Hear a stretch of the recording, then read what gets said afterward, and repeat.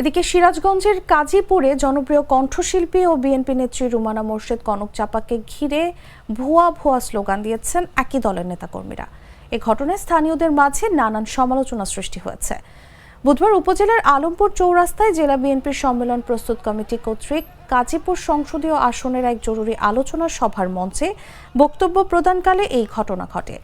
সভায় উপস্থিত থাকা একাধিক বিএনপি নেতা জানান, কনক চাপা বক্তব্য দেওয়ার সময় উপজেলা বিএনপির সদ্য সাবেক কমিটিকে পকেট কমিটি বলে আখ্যায়িত করেন।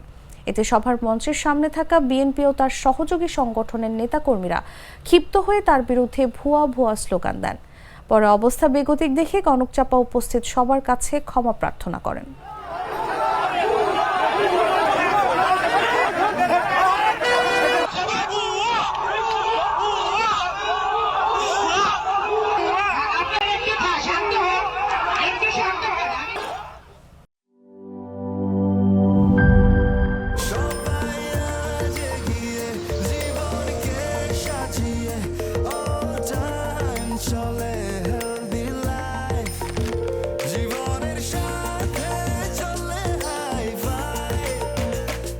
চলার পথে স্বাস্থ্যকর all time honeycomb, all time healthy life.